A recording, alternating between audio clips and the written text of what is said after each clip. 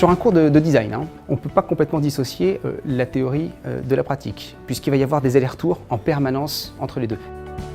Ce que la technologie a pu modifier dans le métier, c'est peut-être avant tout les délais.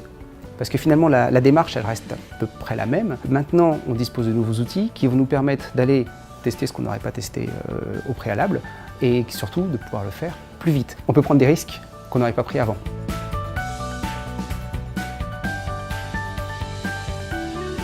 On peut comparer l'approche du designer à celle d'un chercheur, à savoir qu'on va démarrer sans a priori aucun et puis émettre des hypothèses.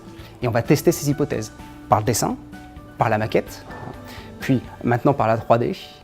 Et dans ce contexte, le Sprite, il a trouvé très naturellement sa place dès le départ, puisqu'il nous permet de scanner à la volée tous les dessins qui vont être comparés, de scanner les matières qu'on va utiliser, et puis maintenant, et là c'est une première, de scanner les maquettes en elles-mêmes, les volumes. On a pu voir les élèves scanner très instinctivement dès le départ des objets en 2D, et puis assez rapidement, effectivement, ils ont eu besoin de voir des pièces un peu plus complexes, des volumes qu'il fallait faire pivoter sous tous les angles pour pouvoir les saisir.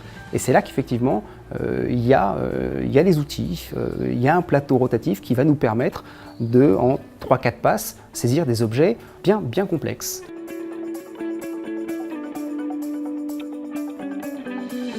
Bonne surprise également avec le Sprite en termes de présentation.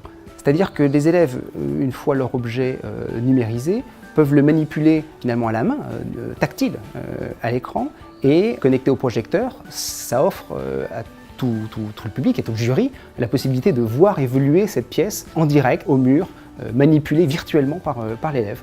Typiquement le genre d'application qui trouvera sa place immédiatement dans un contexte professionnel.